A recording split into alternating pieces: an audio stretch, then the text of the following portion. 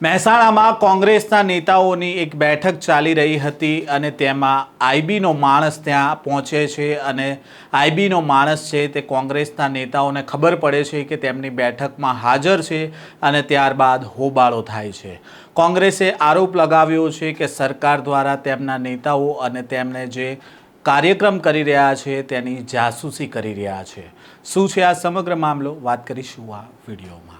વૈષ્ણવજન તો તેને કહીએ જે પીડ પરાઈ જાનાને રે।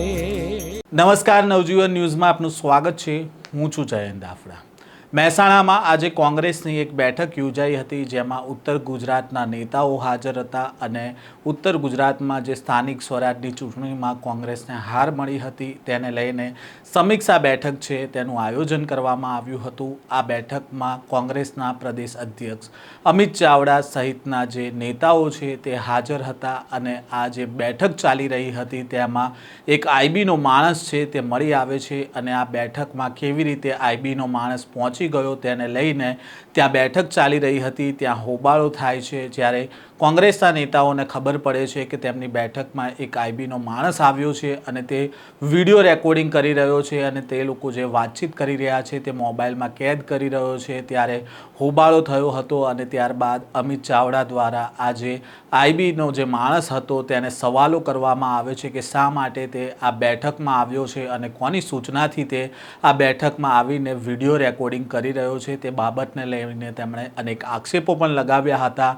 બેઠક ચાલી રહી હતી ત્યારે આઈબીનો માણસ ત્યાં મળી આવતા કોંગ્રેસના નેતાઓએ શું કહ્યું હતું તે દરમિયાન કેવા દ્રશ્ય સર્જાયા હતા અને આ મામલાને લઈને અમિત ચાવડાએ શું કહ્યું છે તેની ઉપર એક નજર કરીએ।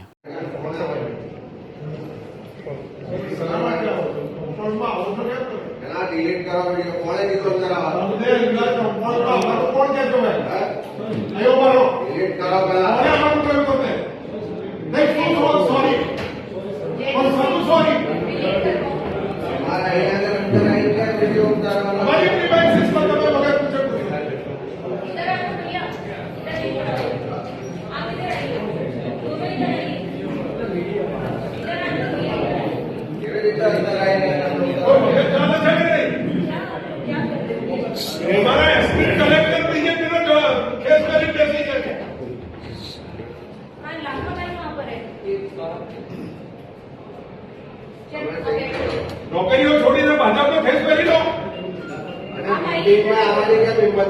અમારા કંપનમાં આવો કેમ તમે લોકો?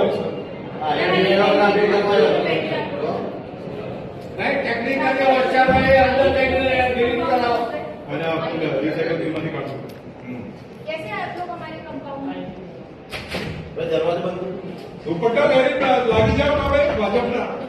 ગુજરાતમાં ડબલ એન્જિનની સરકાર છે। દેશના વડાપ્રધાન ગુજરાતના છે, દેશના ગૃહમંત્રી ગુજરાતમાં છે, પણ દેશમાં સરહદો પરથી ડ્રગ્સ ઘૂસી જાય તો એની માહિતી નથી મળતી।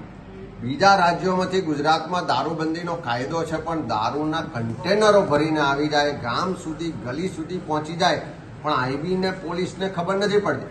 પણ કોંગ્રેસ પાર્ટીનો કાર્યકર ક્યાં જાય છે, કોંગ્રેસનો ધારાસભ્ય, કોંગ્રેસનો નેતા કોને મળે છે, કયા કાર્યક્રમો કરવાના છે, શું એમની રણનીતિ છે, શું એમની ગતિવિધિ છે, એની માહિતી રાખવા માટે આખી સરકાર, આખું પોલીસ તંત્રને આઈબી કામે લગાડેલું છે।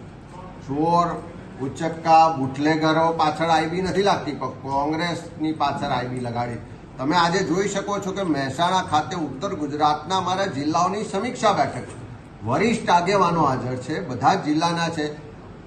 ત્યાં આગળ આઈબીના અધિકારીઓ આવે છે, આખી અમારી મિટિંગની આખી એની વિગતોની વિડીયોગ્રાફી કરે છે, અજાણ્યા થઈને આવે છે, કોઈ મંજૂરી વગર આવે છે અને જ્યારે પકડાય છે, વિડીયો ચેક થાય છે ત્યારે અમારી જાસૂસીની સાથે સાથે આખા પોલીસ તંત્રમાં જે બધી ગેરરીતિઓ ચાલે છે, જે હપ્તા રાજ ચાલે છે, જે કમિશન રાજ ચાલે છે, જે અશ્લીલ પ્રવૃત્તિઓ ચાલે છે એના પુરાવા પોલીસ અધિકારીઓના મોબાઈલમાંથી મળે છે।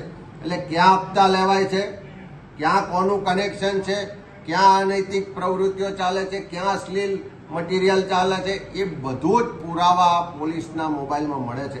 એટલે મારી તો રાજ્યના મુખ્યમંત્રી ગૃહમંત્રીને કહેવું છે કે આ કોંગ્રેસની જાસૂસી કરવાનું છોડો. આ કોંગ્રેસને તમારા આવા જાસૂસીથી કોઈ ડરાવા ધમકાવવાની વાત છોડો. આ ગુજરાતની જનતાની સુરક્ષા માટે આ પોલીસ તંત્રને તમારું આઈબીનું તંત્ર લગાવો. ગુજરાતમાં દારૂ ડ્રગ્સ ના આવે, યુવા પેઢી બરબાદ ના થાય, ગુજરાતમાં ગુનાખોરી ના થાય, એના માટે તમારી આ વ્યવસ્થાને લગાડો, નહીં કે કોંગ્રેસની જાસૂસી માટે. આપે સાંભળ્યા અમિત ચાવડાને. અમિત ચાવડાએ આક્ષેપ લગાવ્યો છે કે ગુજરાતના દરિયાકાંઠેથી કરોડો રૂપિયાનું ડ્રગ્સ પકડાય છે, પરંતુ તેમાં મોકલનાર કોણ હોય છે અને લેનાર કોણ હોય છે ત્યાં સુધી સરકાર અને આઈબી છે તે નિષ્ફળ નીવડે છે, ત્યાં સુધી પહોંચી નથી શકતી. અત્યારે જે ગુજરાતમાં જે અન્ય રાજ્યો બોર્ડરો ઉપરથી જે લાખો રૂપિયાનો દારૂ જે આવી રહ્યો છે તેને પકડવામાં આઈબી નિષ્ફળ નીવડે છે, પરંતુ કોંગ્રેસના નેતાઓ શું કરે છે, કોની સાથે વાત કરે છે, તેમણે શું કાર્યક્રમો કરવાના છે તે જાણવામાં જ અત્યારે સરકારને અને આઈબીને રસ હોય તેમ પ્રકારે તેમની બેઠકોમાં પણ આવીને વિડીયો રેકોર્ડિંગ કરવામાં આવે છે અને કોંગ્રેસના નેતાઓની જાસૂસી કરવામાં આવતી હોવાનો આરોપ છે તે અમિત ચાવડાએ લગાવ્યો છે. મહેસાણામાં જે કોંગ્રેસની બેઠક ચાલી રહી હતી ત્યાં આઈબીનો માણસ મળી આવતા હોબાળો થયો હતો અને તેને જ લઈને અમિત ચાવડા દ્વારા સરકાર ઉપર પ્રહાર કરવામાં આવ્યા છે. આ પ્રકારના સમાચાર અહેવાલ સાથે ફરી મળીશું. નવજીવન ન્યૂઝ સાથે જોડાયેલા રહેજો.